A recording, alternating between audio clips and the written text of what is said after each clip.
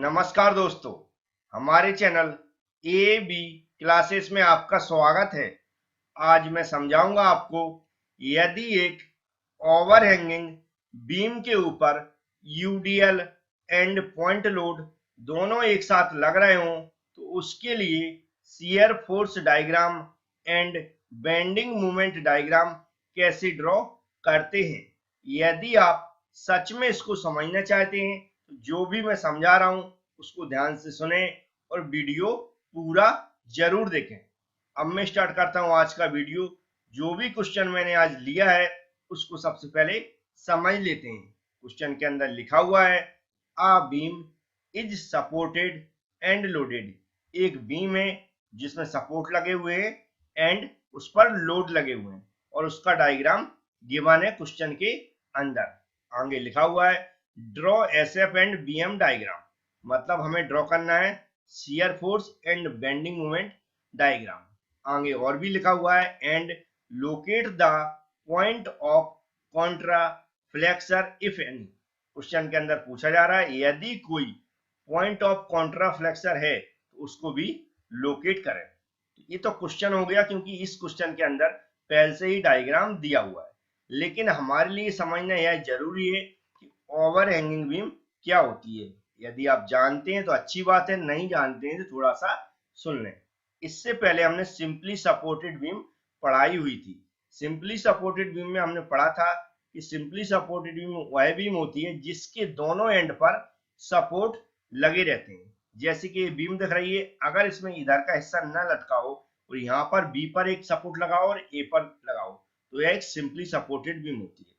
लेकिन simply supported beam के left hand side में या फिर राइट हैंड साइड में एंड से, याद रखें जो एंड होता है इस एंड से लेफ्ट हैंड साइड की ओर या फिर हमारा जो ए वाला एंड होता है इस एंड से राइट हैंड साइड की ओर कुछ हिस्सा निकला हो या फिर दोनों है और कुछ हिस्सा निकला हो बीम का तो वह होती है ओवरहैंगिंग बीम। जैसे कि यहाँ पर आपको दिख रहा होगा, ये जो वाला राइट हैंड साइड वाला एंड है बी वाला, यहाँ से कुछ हिस्सा निकला हुआ है, जो सी पॉइंट दिख रहा है ये हिस्सा निकला हुआ है और उसके नीचे कोई भी सपोर्ट नहीं लगा हुआ है, तो ये क्या होती है ओवरहैंगिंग बीम। ऐसा दोनों तरफ भी हो सकता है और इधर भी हो सकता है या फिर इधर हो सकता है, कहीं भी हो सकता है, वह क्या होगी overhanging beam. Normal real example देखें तो आप लोगों ने सभी ने देखा होगा घरों में जो भी हम छत डालते हैं, जो भी हमारा मकान बनता है, जब छत डालते हैं तो हम आगे की ओर थोड़ा सा हिस्सा निकाल देते हैं, उसमें नीचे से कोई भी सपोर्ट नहीं लगता है, तो वही निकला हुआ हिस्सा होता है, वही क्या होती है ओवरहैंगिंग बीम।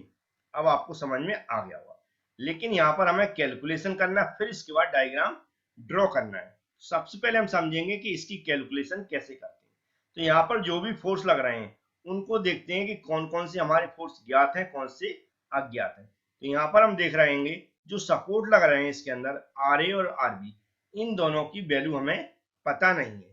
और ऊपर से एक फोर्स लग रहा है 50 किलो न्यूटन जो पॉइंट लोड है, यहाँ पर 20 किलो न्यूटन पर मीटर यूडीएल लोड लग रहा है। तो सबसे पहले हमें पता होनी चाहिए सारे फोर्स की वैल्यू। तो जो आर ए और आर बी इनकी वैल्यू हमें पता नहीं, तो इनकी सबसे पहले वैल्यू हमें कैलकुलेट करनी होगी।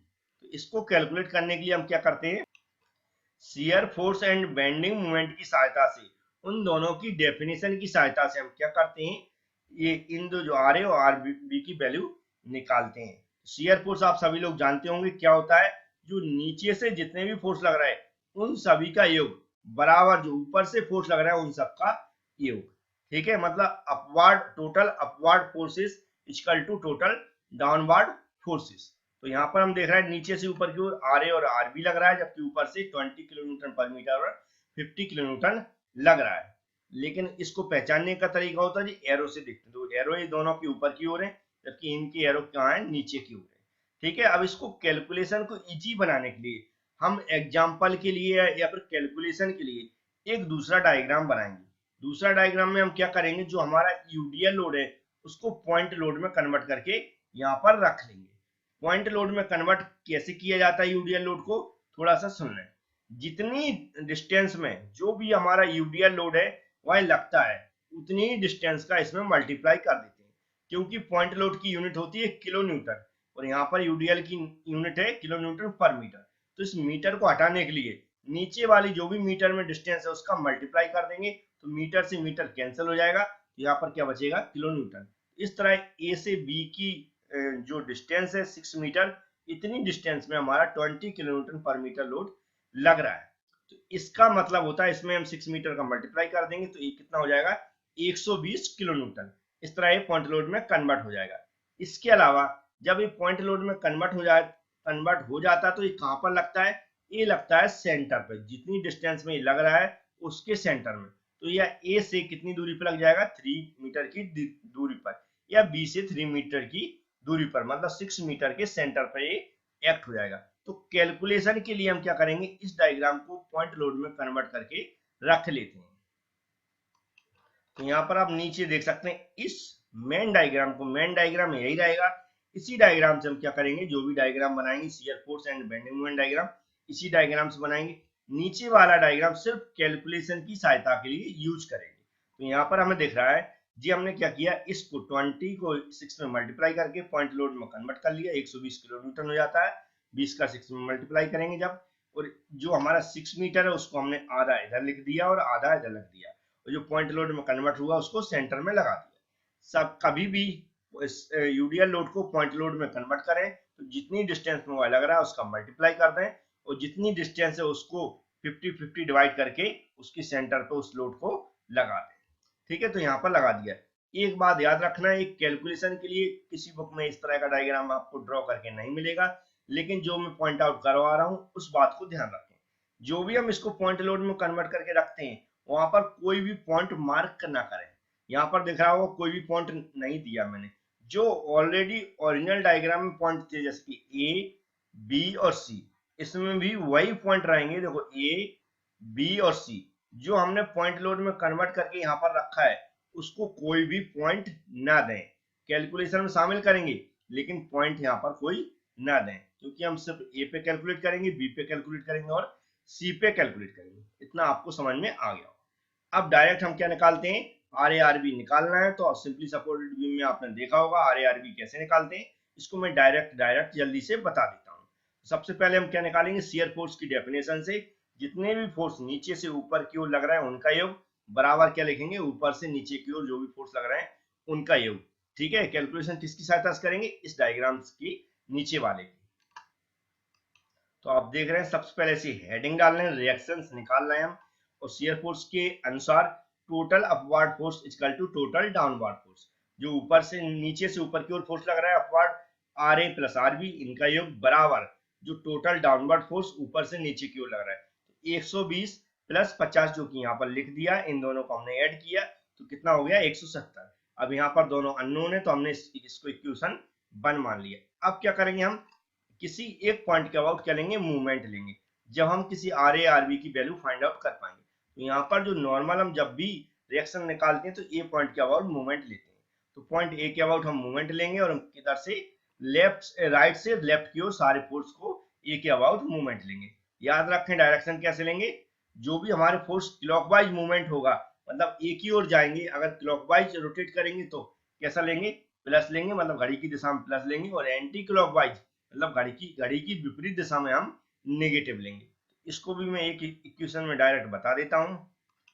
तो यहाँ पर आप देख सकते हैं हमने लिखा taking movement about point A, sigma M A का मतलब होता है, एम मूवमेंट होता है, ए मतलब ए पॉइंट के अबाउट हम मूवमेंट ले रहे हैं, सिग्मा मीन सप्ली का ये हो। तो यहाँ पर देख रहे हैं ए पॉइंट के अबाउट मूवमेंट ले रहा है, जो मूवमेंट होता है फोर्स इंटू परपेंडिकुलर डिस्टेंस। जब फोर्स और डिस्टेंस के बीच में 90 का एंगल बन जाता है तो उसे बोलते हैं फोर्स इंटू परपेंडिकुलर डिस्टेंस।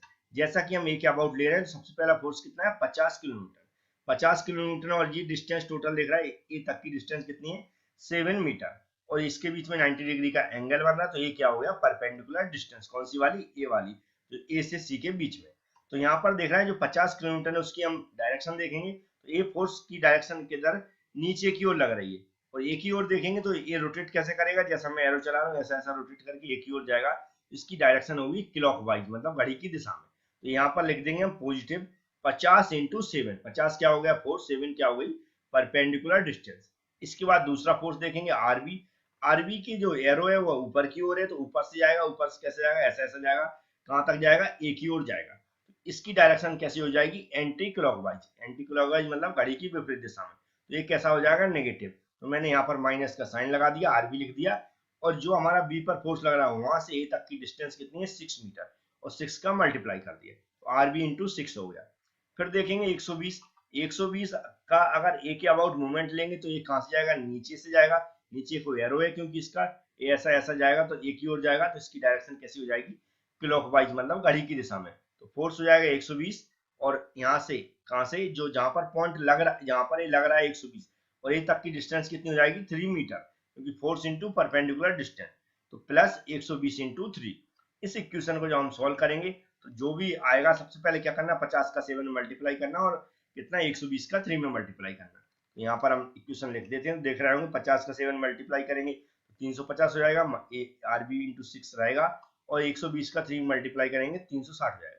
अब 350 और 360 को जोड़ेंगे तो कितना हो जाएगा, 710। तो यहाँ पर देख रहे हैं 710 हो गया, माइनस आरबी इंटू 6। अब आरबी की हमें वैल्यू निकालना है, ये कैसी है, निगेटिव है, और 170 प्लस है, तो इक्वल के हम आरबी माइनस, जो माइनस की आरबी इंटू 6 है उसको अगर इस तरफ ले जाएंगे तो पॉजिटिव हो जाएगी दोनों वैल्यू, इक्वल की इस तरफ और इस तरफ। तो इसको भी मैं रख देता हूँ, तो यहाँ पर देख रहा है आरबी इंटू 6 इक्वल टू 710 हो गया। अब हमें आरबी की वैल्यू चाहिए, तो 6 कहाँ इसके मल्टीप्लाई में पहुंच जाएगा, तो इसको सॉरी डिवाइड में पहुंच जाएगा। तो यहाँ पर देख रहे हैं ये मल्टीप्लाई में, इसलिए कहाँ पहुंच गया, डिवाइड में। तो ये डिवाइड में पहुंच गया, अब डिवाइड करेंगे इसको तो हमारी आरबी की वैल्यू आ जाएगी। तो यहाँ पर देख रहा है आरबी की वैल्यू आ गई 118.33 किलोमीटर। अब आरबी की जब वैल्यू आ गई तो आरबी की वैल्यू कहां पर पुट करना है, इस इक्वेशन के अंदर पुट करना है, आरबी की जगह पुट कर देंगे तो आरए की वैल्यू आ जाएगी। इसको भी निकाल के मैं दिखा देता हूं। तो यहाँ पर आप देख सकते हैं ये इक्वेशन थी, आप कायदे से लिखें कि आरबी की वैल्यू इक्वेशन नंबर 1 में रखने पर, लिखने के बाद हम क्या करना है, आरबी की जगह जो हमने 118.33 लिख दिया, जो वैल्यू यहाँ पर निकाली हुई है, अब इसको हमें कैलकुलेट करना है। तो ये प्लस में इधर जाएगा इक्वल की, तो ये माइनस में हो जाएगा, इधर जाके माइनस में हो जाएगा। देखो अब क्या होगा, R equal to A value इधर पहुंच गई, तो 170 माइनस 118 हो गया। अब इसको हम आगे अगर कैलकुलेट करना तो इसमें से इसको घटा देंगे तो हमारे आर की वैल्यू आ जाएगी। तो यहाँ पर आप देख सकते हैं 170 में से इसको घटाएंगे तो 51.67 किलोमीटर हमारी आर की वैल्यू आ जाएगी। इस तरह हमने आर और आरबी निकाल लिया है। आर आरबी निकालने के बाद हमें क्या करना है, इसमें आर आरबी की जगह रख देना है। उसके बाद हमें क्या करना है, इसी की सहायता से shear force and bending moment calculation करना है। तो एक नए पेज में चलेंगे, आर आरबी की वैल्यू हमें याद रखना है या फिर हमें डायरेक्ट यहाँ पर रख लेना है जिससे याद रहे। इतनी कैलकुलेशन सिर्फ आर आरबी की वैल्यू के लिए थी। अब जल्दी से हम शियर फोर्स निकालेंगे और बेंडिंग मोमेंट की कैलकुलेशन करेंगे। यहाँ पर मैंने एक नया पेज खोला हुआ है, जो डायग्राम, ये सिर्फ डायग्राम याद रखें, सिर्फ कैलकुलेशन की सहायता के लिए। ओरिजिनल डायग्राम हमारा वही रहेगा जो एग्जाम में क्वेश्चन में दिया हुआ है। सबसे पहले ऐसा लिख लेना है, shear force calculation. Shear force की कैलकुलेशन के लिए सिंपली सपोर्टेड बीम के लिए खास याद रखें, किसके लिए, सिंपली सपोर्टेड बीम के लिए। जब लेफ्ट से राइट की ओर कैलकुलेशन करेंगे और राइट से लेफ्ट की ओर कैलकुलेशन करेंगे, दोनों ही दिशा में शियर फोर्स के लिए जिस भी फोर्स की डायरेक्शन कैसी, अगर हम ए से सी की ओर चल रहे हैं, मतलब लेफ्ट से राइट की ओर चल रहे हैं, तो ए से सी की ओर चलने पर किसी भी फोर्स की डायरेक्शन क्लॉकवाइज है, मतलब घड़ी की दिशा में, तो हम पॉजिटिव लेंगे, मतलब प्लस का साइन लेंगे। और किसी भी फोर्स की डायरेक्शन कैसी, एंटी क्लॉकवाइज है, घड़ी की विपरीत दिशा में, तो उसको हम नेगेटिव लेंगे, मतलब माइनस साइन लेंगे। ठीक है, ये यही कंडीशन कहाँ, राइट से लेफ्ट की ओर रहेगी। ठीक है, कौन सी, क्लॉकवाइज और एंटी क्लॉकवाइज। सबसे पहले हम शियर फोर्स निकाल रहे हैं, तो हम किधर से, जो सिंपली सपोर्टेड बीम है उसके लिए मैक्सिमम कैलकुलेशन मैंने लेफ्ट से राइट की ओर बताई है, मतलब ए से सी की ओर चला हूं मैं, और जो भी डायरेक्शन होगी उसके अकॉर्डिंग प्लस माइनस लेते चलेंगे। दूसरा याद रखें, जिस भी पॉइंट पर हम शियर फोर्स निकाल रहे हैं उस पॉइंट पर जो भी फोर्स लग रहा है उनको तो प्लस माइनस करते ही हैं। इसके लेफ्ट हैंड साइड में जितने भी फोर्स लग रहा है, जैसे कि हम ए फोर्स पे, ए पॉइंट पर शियर फोर्स निकाल रहे हैं, ए पर जो भी फोर्स लग रहे हैं वो तो कैलकुलेट करेंगे, लेकिन इसके लेफ्ट हैंड साइड में, मतलब इधर की ओर जितने भी फोर्स लगेंगे उनको भी ऐड, मतलब प्लस या माइनस जो भी होंगे वह भी साथ में लेके चलेंगे। सबसे पहले पॉइंट ए पर हम शियर फोर्स निकालते हैं। यहाँ पर आप देख रहे हैं हमने शियर फोर्स पॉइंट ए पर निकाला है। एफ मीन्स होता है शियर फोर्स, ए मीन्स जिस पॉइंट पर हम निकाल रहे हैं। यहाँ पर हमने क्या लिखा प्लस 51.67 किलोमीटर, क्योंकि हम देख रहे हैं ए पॉइंट पर एक फोर्स लग रहा है आर ए। तो यहाँ पर हम पहले आर ए की आर बी की वैल्यू लिख लेते हैं। तो आप यहाँ देख सकते हैं हमने आर ए और आर बी की वैल्यू रख ली है। इस तरह आप भी रख लें जब भी कैलकुलेशन करें। तो ध्यान से सुने, आर ए पर जो फोर्स लग रहा है ए पॉइंट पर वह फोर्स लेंगे, इसके अलावा जो भी इसके लेफ्ट हैंड साइड में जो भी फोर्स लगेगा उनको भी लेंगे, लेकिन यहाँ पर कोई भी फोर्स नहीं लग रहा है लेफ्ट हैंड साइड में, तो वह जीरो होगा। तो हमारा सिर्फ क्या बचेगा 51.67 किलोमीटर। अब बात करते हैं नेक्स्ट पॉइंट की। नेक्स्ट पॉइंट है कौन सा, बी वाला। याद रखें जो हमने फोर्स यहाँ पर कन्वर्ट करके रखी दिया था उसको कोई भी पॉइंट नहीं लेना, जो ओरिजिनल पॉइंट है वहीं पर कैलकुलेशन करना है। तो बी पॉइंट पर हम कैलकुलेशन करेंगे। और भी एक चीज याद रखना, जब भी बीच के किसी भी पॉइंट पर कैलकुलेशन करें तो दोनों ओर से करें, लेफ्ट टू राइट और right to left. Left to right कैसे करते हैं और राइट टू लेफ्ट कैसे करते हैं ये मैं आगे बता रहा हूँ, इसको भी ध्यान से समझ लें। सबसे पहले बी पे कैलकुलेट करेंगे शियर फोर्स। तो हम कहां से चल रहा है, ए से सी की ओर चल रहा है। याद रखें ए से सी की ओर चलेंगे तो आर ए जो पॉइंट है इसकी डायरेक्शन कैसे चलेगी, ये ऊपर को एरो है तो ऐसा ऐसा आएगा, ये कहाँ आएगा सी की ओर आएगा। जब सी की ओर आएगा तो इसकी डायरेक्शन कैसी होगी, क्लॉकवाइज होगी, मतलब घड़ी की दिशा में होगी। तो ये कैसा हो जाएगा, पॉजिटिव। यहाँ पर कितना लगा हुआ है 120। 120 अगर सी की ओर चलेगा, सी की ओर चलेगा तो नीचे की ओर डायरेक्शन है तो कैसे चलेगा, ऐसा ऐसा चलेगा। तो सी की ओर आएगा ये तो इसकी डायरेक्शन नीचे की ओर होगी और कैसा होगा, एंटी क्लॉकवाइज होगी। सी की ओर देखेंगे तो कैसा आएगा, एरो में दिखा रहा हूँ, ऐसा चलेगा तो एंटी क्लॉकवाइज हो जाएगी, मतलब घड़ी की विपरीत दिशा में हो जाएगी। तो कैसा हो जाएगा, ये नेगेटिव हो जाएगा। ठीक है, नेगेटिव हो जाएगा। और ये कैसा होगा, बी पर कौन सा लग रहा है, आरबी लग रहा है। अगर आरबी को हम सी की ओर ले जाएंगे तो ये पॉजिटिव हो जाएगा। इसकी मैं कैलकुलेशन बता देता हूं लेफ्ट से राइट की ओर वाली। तो यहाँ पर आप देख सकते हैं हमने इक्वेशन बना लिया और स्पेसिफाई कर दिया कि F means shear force, B means B point की पर हम क्या ले रहे हैं, शियर फोर्स ले रहे हैं, और लेफ्ट टू राइट चल रहे हैं, जिससे आपको कंफ्यूजन ना हो। लेफ्ट टू राइट मतलब ए से सी की ओर चल रहे हैं। तो ए से सी की ओर देखो हमने प्लस लिया 51.67, मतलब इसकी डायरेक्शन ऊपर की ओर, ऐसा है सी की ओर आएगा तो क्लॉकवाइज होगी। ठीक है, इस तरह 120 की डायरेक्शन नीचे से ऐसा सी की ओर आएगा तो निगेटिव होगी, इसलिए हमने -120 रख लिया। और जो हमारा आरबी फोर्स लग रहा है इसकी डायरेक्शन ऊपर की ओर, लेकिन सी की ओर चलेगा, मतलब राइट हैंड साइड की ओर चलेगा। तो ऊपर की ओर है तो ऊपर से ही आएगा, ये राइट हैंड साइड की ओर तो ऐसा आएगा ऐसा आएगा। तो इसकी डायरेक्शन कैसी हो जाएगी, घड़ी की दिशा में, क्योंकि ऐसा फिर से घूमेगा तो ये प्लस हो जाएगा। इसको जब कैलकुलेट किया है तो कितना हो गया, 50 किलोन्यूटन बचेगा। यहाँ प्लस प्लस जुड़ जाएंगे और माइनस घट जाएगा तो 50 किलोन्यूटन बचा। तो अब हम देखेंगे कहां से, राइट से लेफ्ट की ओर, क्योंकि बीच के जितने भी पॉइंट है उन पे हम दोनों ओर से कैलकुलेशन करेंगे, क्योंकि मैक्सिमम बार डिफरेंट वैल्यू आती है, और सेम आती है तो कोई एक वैल्यू लेके चलेंगे। यहाँ पर देख रहा है इसमें डिफरेंट वैल्यू आई है, इसको कैसे कैलकुलेट किया, हम किस पे निकाल रहा है, बी पॉइंट पे निकाल रहा है। ठीक है, बी पॉइंट पे निकाल रहा है, हम किस किधर से चल रहे हैं, बी से हम किधर की ओर चलेंगे, इधर की ओर, ए की ओर, मतलब राइट से लेफ्ट की ओर चलेंगे। तो राइट से लेफ्ट की ओर चलते हैं तो जिस पॉइंट पर भी हम शियर फोर्स निकाल रहे हैं उस पॉइंट पर तो कैलकुलेट करेंगे ही हम, जो भी फोर्स लगे उससे राइट हैंड साइड में जितने भी फोर्स लगे हैं उनको भी साथ में लेके चलेंगे प्लस माइनस करते हुए। तो बी पॉइंट पर कितना फोर्स लग रहा है, 118.33। 118.33 आरबी को हम जब ए की ओर ले आएंगे, इसकी डायरेक्शन ऊपर की ओर है, ऊपर से ऐसा ऐसा आएगा तो ये एंटी क्लॉकवाइज होगी, तो हमने इसलिए -118.33 लिख दिया। और बी से पहले एक फोर्स लग रहा है 50 किलोमीटर। 50 किलोमीटर की नीचे की ओर डायरेक्शन है और नीचे से अगर एक ही ओर जाएगा, मतलब राइट हैंड साइड में जाएगा इस तरह, तो ये क्लॉकवाइज डायरेक्शन होगी, तो कैसा होगा, पॉजिटिव। इसलिए मैंने इसको यहाँ पर पॉजिटिव लिख दिया। इसमें से इसको घटाएंगे तो -68.33 बचेगा, और ये कैसा होगा, इसकी यूनिट भी क्या होगी, किलो न्यूटन। ठीक है, किलो न्यूटन होगी, मैं लिख देता हूँ अभी। ठीक है, तो 1 किलोमीटर में माइनस निकला है। हमने देखा लेफ्ट से राइट की ओर, राइट से लेफ्ट की ओर, दोनों ओर कैलकुलेट किया, कैसे किया समझ में आ गया। अब इसके बाद सीधा चलेंगे हम सी पे निकालेंगे, सी पे कितनी वैल्यू निकलती है ये भी देख लेते हैं। तो यहाँ पर देख सकते हैं हमने इक्वेशन लिख ली है, सी के अबाउट मूवमेंट निकालना है और कहां से हम लेफ्ट से राइट की ओर चल रहे हैं। सभी फोर्स देखेंगे तो यहाँ पर पहला फोर्स इसकी डायरेक्शन सी की ओर आएंगे या राइट हैंड साइड की ओर आएंगे तो क्लॉकवाइज होगी, तो प्लस लिख दिया। ए फोर्स नीचे से सी की ओर आएगा तो नेगेटिव होगा, इसको नेगेटिव लिख दिया। ये आरबी फोर्स दिख रहा है ऊपर से जाएगा, ऊपर की ओर एरो है तो सी की ओर जाएगा तो ये पॉजिटिव होगा, इसको पॉजिटिव लिख दिया क्योंकि इसकी डायरेक्शन क्लॉकवाइज होगी। और जो हमारा 50 किलोमीटर सी पे लग रहा है खुद, इसकी डायरेक्शन राइट हैंड साइड की ओर, नीचे से आएगा तो ऐसा जाएगा, राइट हैंड साइड की ओर ऐसा जाएगा, तो इसकी डायरेक्शन कैसी हो जाएगी, एंटी क्लॉकवाइज। तो इसको मैंने एंटी क्लॉकवाइज लिख दिया, माइनस लिख दिया। इस सबको जब हम ऐड करेंगे तो जीरो कैसी हो जाएगी, वैल्यू, मतलब सी पर शियर फोर्स जीरो हो जाएगा। याद रखें सी से जस्ट पहले तक कितना है, -68.33, बस इतना याद रखना। ठीक है, सी पर आके जीरो होगा, सी से पहले कितना है, -68.33। इतना आपको समझ में आ गया होगा। या 50 किलोमीटर मतलब पॉजिटिव में लेफ्ट, दोनों से अलग अलग हो रहे, दोनों वैल्यू को लेके चलेंगे हम।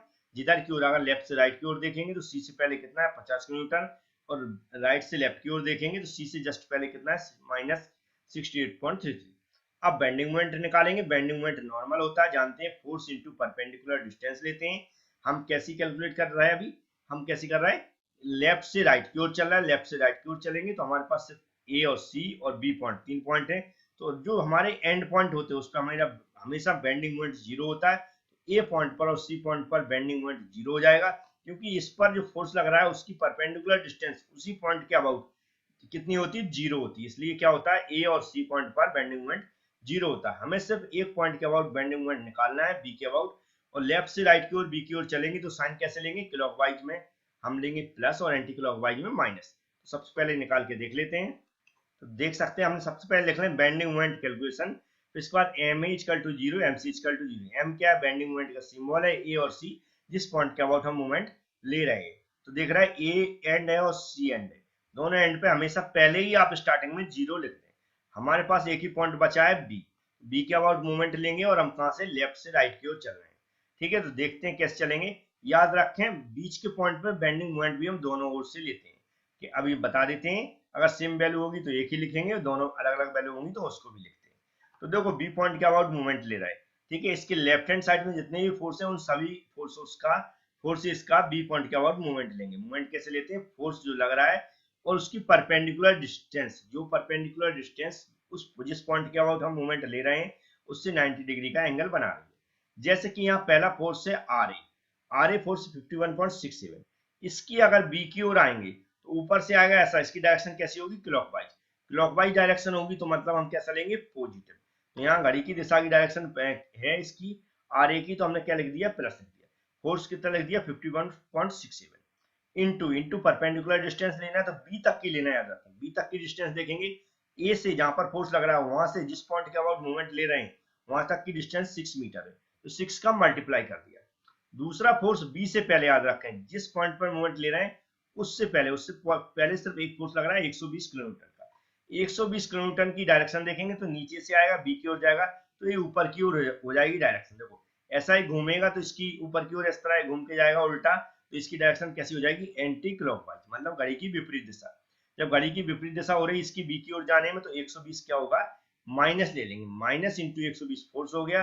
और जहां पर फोर्स लग रहा है यहाँ से और जिस पॉइंट के अबाउट मूवमेंट ले रहे हैं वहां तक की डिस्टेंस देखेंगे तो 3 मीटर है, 3 मीटर का मल्टीप्लाई कर दिया तो क्या हो गया, फोर्स इंटू परपेंडिकुलर डिस्टेंस। तो इसको हमने जब कैलकुलेट किया तो हमारा कितना है, -50 किलो न्यूटन मीटर। कितना आ गया, -50 किलो न्यूटन मीटर। समझ गए होंगे अब आप कि कितना आया। अब यहाँ पर देखेंगे, अगर हम बी के अबाउट राइट से लेफ्ट की ओर चल रहा है, कैसा, राइट से लेफ्ट की ओर चलेंगे तो भी हमारा कितना आएगा, जो हमारा कितना आएगा 50 किलो न्यूटन, क्योंकि 50 किलोमीटर इसकी डायरेक्शन बी की ओर देखेंगे क्लॉकवाइज है। और जब भी मूवमेंट लेते हैं तो मूवमेंट में हमेशा अपोजिट डायरेक्शन हो जाती है जब हमारा राइट से लेफ्ट की ओर चलते हैं।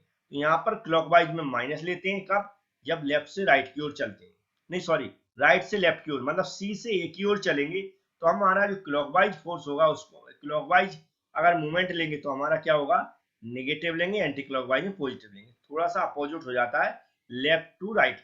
ठीक है, तो यहाँ पर 50 अगर हम बी के अबाउट मूवमेंट लेंगे तो 50 इंटू क्या हो जाएगा, 1 हो जाएगा, लेकिन क्लॉकवाइज डायरेक्शन होगी बी की ओर इसकी, तो ये हो जाएगा नेगेटिव। तो सेम वैल्यू आ रही है इसलिए मैंने सिर्फ एक ही इक्वेशन बना के रखी। ये हमारी कैलकुलेशन हो गई शियर फोर्स की, बेंडिंग मोमेंट की। अब हमें डायग्राम ड्रॉ करना है। सबसे पहले शियर फोर्स का डायग्राम ड्रॉ करेंगे, लेकिन ओरिजिनल डायग्राम से, और कैसे पूरा पॉइंट पॉइंट में बताऊंगा उसको भी ध्यान से सुनना है। तो यहाँ पर जो डायग्राम ड्रॉ किया है इसको मैंने कई बार स्टेप बाय स्टेप बता चुके हैं, यहाँ पर मैं डायरेक्ट बता रहा हूँ। यहाँ पर सारी वैल्यू नोट कर लेंगे। सबसे पहले हमें क्या करना है, ओरिजिनल डायग्राम जो हमारा है उसको ड्रॉ कर लेना, बना लेना, जो भी क्वेश्चन में दिया है। ठीक है, आर ए आर बी की वैल्यू लिख लेना। उसके बाद हमारे जो भी पॉइंट है, ए पॉइंट है, बी पॉइंट है और सी पॉइंट, सभी पॉइंट से नीचे की ओर कुछ छोड़ के सीधी वर्टिकल लाइन खींच लेना, लाइट। यहाँ पर देख रही है, ए पॉइंट से हमने नीचे की ओर सीधी ग्रीन कलर की लाइन दिख रही होगी, बी पॉइंट से खींच दी और सी पॉइंट से खींच दी। इसके बाद हमें पॉइंट मार्क करना है। यहाँ पर हमें स्केल वगैरह की सहायता की कोई जरूरत नहीं है, सिर्फ लाइनें खींचने के लिए स्केल की सहायता है। जैसे यहाँ 51.67 है, हमें अंदाज से क्या करना है, जैसे कि हमारी एक हमें हॉरिजॉन्टल लाइन लेना है, उसके ऊपर प्लस की वैल्यू लेना है और नीचे नेगेटिव की वैल्यू लेना है। तो यहाँ पर हमने देखा एक हॉरिजॉन्टल लाइन खींच दी जहां पर हम ड्रॉ करना चाहते हैं। ऊपर की ओर हमने क्या किया, एक पॉइंट मार्क कर दिया यहाँ पर, कितने का, 51.67, और वहां पर लिख दिया जितना हमारा लोड है, और वहां पर सीधी वर्टिकल लाइन खींच दी। उसके बाद बी पर देखेंगे हम, दूसरा पॉइंट बी है, बी पर कहा दो वैल्यू है, एक तो पॉजिटिव कितनी है 50 किलो न्यूटन, इसी पॉइंट्स पे जहां पर बी पॉइंट है हॉरिजॉन्टल लाइन पे ऊपर की ओर 50 किलो न्यूटन की हमने एक पॉइंट मार्क कर दिया, और नेगेटिव कितनी है 68.33, और नीचे की ओर नेगेटिव वैल्यू 68.33 मार्क कर दिया पॉइंट, और सीधी ऊपर की ओर वर्टिकल लाइन खींच दी और नीचे की ओर डार्क लाइन खींच दी, जैसे कि यहाँ पर दिख रही है लाइन खींची हुई। अब हमें क्या करना है, जैसे कि सी पर पॉइंट पर 0 है तो यहाँ पर 0 मार्क कर देना। अभी डायग्राम कैसे ड्रॉ करते हैं, याद रखें यूडीएल जहाँ पर जितनी दूरी में यूडीएल लोड लग रहा है वहां पर जो डायग्राम रहता है उसकी शेप कुछ अलग रहता है, और जहां पर पॉइंट लोड लगता है वहां पर शेप कुछ अलग रहता है। तो यहाँ पर देखें जहां पर यूडीएल लगता है मैक्सिमम वहां पर शेप जनरेट होते हैं ट्रायंगुलर मतलब त्रिभुजाकार। तो यहाँ पर जो ऊपर की ओर हमने लाइन बनाई थी और जो नीचे की ओर पॉइंट मार्क किया था उसको सीधा एक लाइन से एक दूसरे से मिला दें, एक दूसरे हमने जैसे कि रेड लाइन से मिला दिया, यहाँ पर आपको दिख रहा हो। इसके बाद जहां पर पॉइंट लोड लगते हैं वहां पर जो शेप बनते हुए कैसे बनते हैं, रेक्टेंगुलर टाइप, जैसे रेक्टेंगुलर। तो हमने यहाँ पर जो लाइन खींची थी उसको सीधा हॉरिजॉन्टल चले और नीचे सीधा 0 वाले पॉइंट से मिला दें, तो ये रेक्टेंगुलर टाइप का बन जाए। ये हमारा डायग्राम ड्रॉ हो गया। अब इसमें कंसेप्ट समझे, जो क्वेश्चन में पूछा था कि पॉइंट ऑफ कॉन्ट्राफ्लेक्सर को नोट करें। तो पॉइंट ऑफ कॉन्ट्राफ्लेक्सर क्या होता है, जहां पर शियर फोर्स के अंदर जो भी हम डायग्राम बनाते हैं जहां पर वैल्यू चेंज होती है, शियर फोर्स की वैल्यू चेंज होती है पॉजिटिव से नेगेटिव, मतलब प्लस प्लस से माइनस चेंज होती है, जैसे कि यहाँ पर दिख रहा है, यहाँ पर ऊपर वैल्यू कैसी थी, यहाँ पर कैसा है प्लस वाला साइन है, जो ऊपर वाला डायग्राम कैसा है प्लस वाला, नीचे वाला डायग्राम कैसा है नेगेटिव वाला। ये जब नीचे क्रॉस किया तो यहाँ तक वैल्यू कहां से, यहाँ से जब डिस्ट्रीब्यूशन स्टार्ट हुआ था यहाँ से पॉजिटिव है, पॉजिटिव कम होता है कम होता है, यहाँ इस पॉइंट तक पॉजिटिव था, लेकिन जैसे ही उतरा नीचे ये कैसा हो गया नेगेटिव हो गया। तो जिस पॉइंट पर वैल्यू पॉजिटिव से नेगेटिव होती है, जिस पॉइंट पर वैल्यू पॉजिटिव से मतलब प्लस से माइनस होती है, पॉजिटिव से नेगेटिव होती है, या नेगेटिव से पॉजिटिव भी हो सकती है, मतलब जिस पॉइंट पर वैल्यू चेंज होती है, जिस पॉइंट पर वैल्यू का साइन चेंज होता है, याद रखें क्या होता है साइन चेंज होता है, प्लस से माइनस या माइनस से प्लस, जैसे कि यहाँ पर। तो यह जो पॉइंट होता है जहां पर साइन चेंज होता है वह क्या होता है पॉइंट ऑफ कॉन्ट्राफ्लेक्शन, और जहां पर साइन चेंज होता है उस पर जो बेंडिंग मोमेंट होता है वह मैक्सिमम होता है। तो हमें इस पॉइंट पर निकालना पड़ता है bending moment, maximum bending moment कितना है। याद रख के पहली बात क्या याद रखना, जहां पर साइन चेंज होता है जिस पॉइंट पर, उस पॉइंट को बोलते हैं पॉइंट ऑफ कॉन्ट्राफ्लेक्सर, जैसे कि यहाँ पर प्लस से माइनस हो गया तो यह पॉइंट हो गया पॉइंट ऑफ कॉन्ट्राफ्लेक्सर। और जहां पर वैल्यू चेंज, जहां पर साइन चेंज होता है उसी पॉइंट पर बेंडिंग मोमेंट मैक्सिमम होता है, लेकिन कितना होगा ये हमें कैलकुलेट करके अभी मैं जस्ट दिखाता हूं जल्दी से। जैसे कि यहाँ पर दिख रहा है, तो अब यहाँ से इस ओर से इस पॉइंट तक की कोई भी डिस्टेंस हमारे पास नहीं है, इस पॉइंट से जो सी वाले पॉइंट से इधर भी कोई भी डिस्टेंस नहीं है, तो उस डिस्टेंस को सबसे पहले मान लेते हैं हम, फिर इसके बाद मैक्सिमम बेंडिंग मोमेंट निकालते हैं। यहाँ पर क्या किया मैंने, आपको दिख रहा होगा जो पॉइंट, ये पॉइंट जो लिया था डी, मैंने पॉइंट ले लिया, इस ओर से हमें कोई भी डिस्टेंस नहीं है अभी इसकी पता, तो हमने मान लिया एक्स डिस्टेंस पर है। तो जब इतना एक्स डिस्टेंस पर होगा तो टोटल डिस्टेंस यहाँ से यहाँ तक की कितनी है 6 मीटर है। जहाँ याद रखें कहाँ पर, जितनी दूरी में यूडीएल लोड लग रहा है, तो यहाँ तक की दूरी कितनी है 6 मीटर है। तो हम क्या करेंगे, टोटल डिस्टेंस में से अगर हम एक्स डिस्टेंस जो मानी है उसको घटा देंगे तो डी से बी तक की डिस्टेंस पता चल जाएगी। तो डी से बी तक की डिस्टेंस कितनी होगी 6 माइनस एक्स, ये डिस्टेंस मान ली। इसके बाद सबसे पहले हमें एक्स की वैल्यू निकालना है दूरी की, जब एक्स की वैल्यू निकलेगी जब ही हम इसका बेंडिंग मोमेंट निकाल पाएंगे। तो एक्स की वैल्यू हम क्या करेंगे, दोनों त्रिभुज की सहायता से निकालेंगे। दोनों त्रिभुज एक समान है तो हम इसमें क्या करेंगे, जो हमारी आधार है दोनों आधार को लेंगे और जो हमारा लंब है दोनों के लंब को लेंगे। कैसे लेते हैं देख लेते हैं। तो यहाँ पर मैंने डायरेक्ट समझाने की कोशिश की, थोड़ा सा आप समझ लें ध्यान से, जैसा मैं बता रहा हूँ। जैसे कि यहाँ पर लिखा हुआ एक्स बटे 51.67 इक्वल टू 3 माइनस 6, 3 की जगह यहाँ, तो मैंने इसको करेक्ट कर दिया। देखो एक्स बटे 51.67 equal to 6 minus x upon ये लिखा हुआ है। यहाँ पर देख रहे हैं ये जो वैल्यू है यहाँ पर एक्स देख रहे हैं, ये क्या आधार, आधार की जगह हमने आधार लिया, आधार के बटे, ठीक है। यहाँ पर हमने आधार ले लिया, ये दिख रहा होगा एक्स, और हमने ऊपर नीचे कौन सा लिया, लंब लिया। तो लंब कितना है 51.6। सेम इसी तरह का लेना है, तो सेम देखो यहाँ पर इसका आधार, ये वाली त्रिभुज का आधार कितना होगा 6 माइनस एक्स, इसको मैंने 6 माइनस एक्स लिख दिया। इसका लंब ये वाला है, इस लंब की वैल्यू कितनी 68.33, तो मैंने नीचे लिख दिया। लंब जो भी है इसके परपेंडिकुलर वो नीचे लिए मैंने, बेस जो ऊपर है वह ऊपर लिए। सभी डायग्राम में सेम कैलकुलेशन है, सेम इसी तरह का फंडा है। तो आप सेम याद भी कर लें, रट भी लें। कैसे लेना है, जो भी हमारा आधार है उसको ऊपर लिखना है, नीचे उस जिस त्रिभुज का आधार ले रहा है उसी का लंब लेना है। इक्वल टू में क्या लिखना है, जो दूसरी त्रिभुज है उसका आधार लिखना है, फिर उसी का लंब लिखना है। तो यहाँ पर लिख दिया। अब इसकी कैलकुलेशन करना, तो क्रॉस मल्टीप्लाई कर दिया मैंने एक दूसरे से। क्रॉस मल्टीप्लाई किया तो इसका x का मल्टीप्लाई इसमें हो गया और इसका दोनों में मल्टीप्लाई हो जाएगा 6 और x में। तो 6 में मल्टीप्लाई किया तो इतना हो गया माइनस, और x में मल्टीप्लाई किया तो इतना हो गया। x की वैल्यू हमने एक साइड ले ली, यहाँ पर दिख रहा होगा क्योंकि ये माइनस से इधर आया तो पॉजिटिव हो गया। इक्वल टू ये हमारी वैल्यू होगी, ये x की वैल्यू जुड़ गई तो 120x हो गया, इक्वल टू 310.02। x की वैल्यू निकालना तो 120 इसके बटे में आ गया, तो 120 को इसमें डिवाइड किया तो हमारा होगा 2.583। x की वैल्यू कितनी हो गई 2.583, मतलब इस x की इक्वल टू हमने क्या निकाल लिया 2.583। अब इस x की वैल्यू निकलेंगे और बेंडिंग मोमेंट निकाल के देखते हैं कैसे निकलेगा।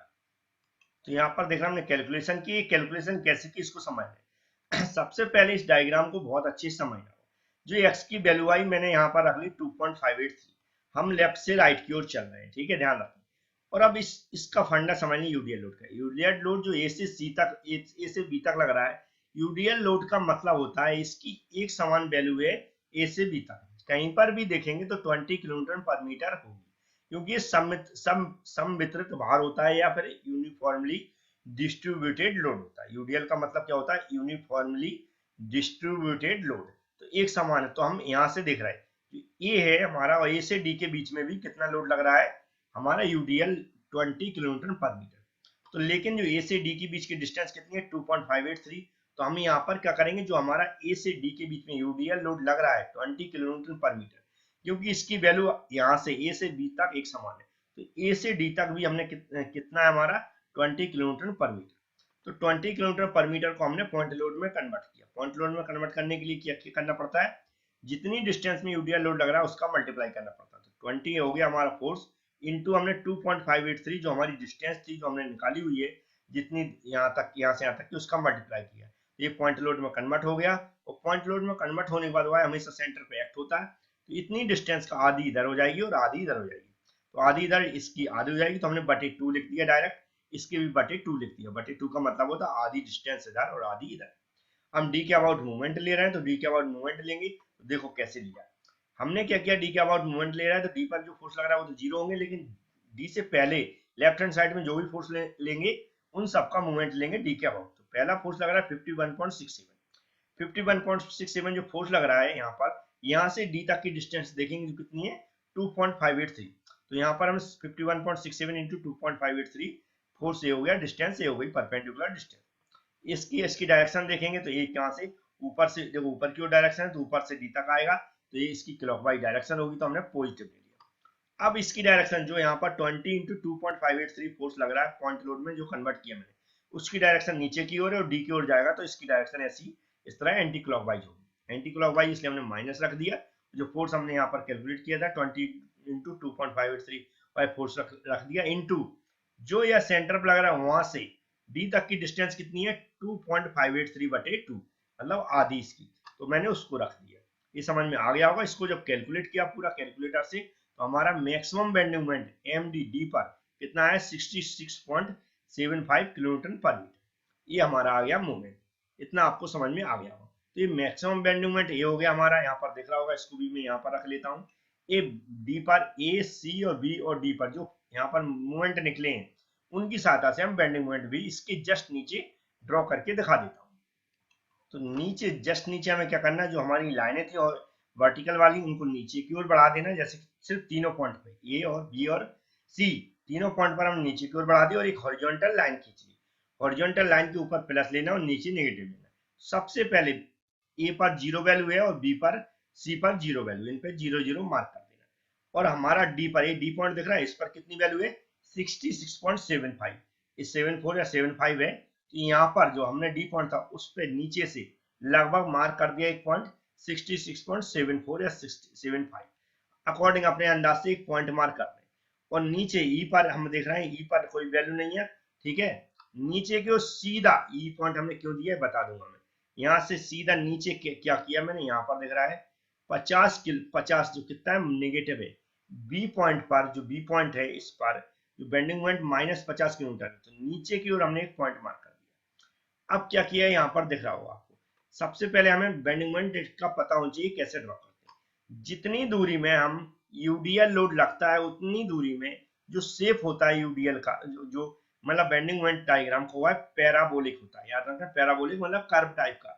जितनी दूरी में हमारा यूडीएल लोड लगता है, तो यहाँ से ए से सीधा कर्व टाइप का ले गए हम। जो पॉइंट हमने मार्क किया था डी वाला बेंडिंग मोमेंट का, वहां से काटते हुए सीधा कहां तक लाए, नीचे 50 वाला जहां पॉइंट लगाया था वहां तक सीधा लाए। ठीक है, इस तरह लाए। इसके बाद हमने क्या किया, यहाँ तक लाने के बाद जो हमारा सी पॉइंट है वहां पर पॉइंट लोड लग रहा है, तो सीधा इसका जो शेप होता है ट्रायंगुलर टाइप का होता है। जहां पर पॉइंट लोड लगता है वहां पर ट्रायंगुलर टाइप का होता है। इसको सीधा डायरेक्ट मिला दिया जीरो से, यहाँ डायरेक्ट जीरो से मिला दिया। इस तरह हमारा ट्रायंगुलर टाइप का ये जहां पर पॉइंट लोड लग रहा है वहां पर शेप हो गया, जबकि जहां पर ये यूडीएल लोड लग रहा है वहां पर हमारा पैराबोलिक टाइप का। ठीक है, अब ये जो डिस्टेंस वगैरह है इसको आप निकालना हो निकालना, नहीं निकालना हो तो कोई प्रॉब्लम नहीं। ठीक है, निकालना चाहते तो ये हमारा जो भी हम कंसीडर करते हैं पॉइंट वगैरह उसकी सहायता से निकालते हैं, कि पॉइंट आउट करना पड़ता है हमें। ठीक है, और नहीं निकालना तो आप कोई प्रॉब्लम नहीं, इसको मत निकालें। हमारे एक कर्व सही बनने चाहिए, जो भी shear force bending moment diagram सही बनना चाहिए, मैक्सिमम बेंडिंग मोमेंट की हमारा जो वैल्यू है वह सही निकलना चाहिए, नहीं बेंडिंग मोमेंट डायग्राम ड्रॉ ही नहीं होगा। तो कैसे निकाली मैंने अभी कैलकुलेशन बताई थी। यदि आपको वीडियो पसंद आता है, यदि कुछ सीखने को मिलता है तो लाइक जरूर करें, हमारी वीडियो को शेयर करें मैक्सिमम लोगों के पास, चैनल को सब्सक्राइब कर लें, बेल आइकन पर क्लिक कर लें, जिससे कि जब भी वीडियो मैं अपलोड करूं उसकी नोटिफिकेशन आपके पास पहुंच सके। Thank you friends.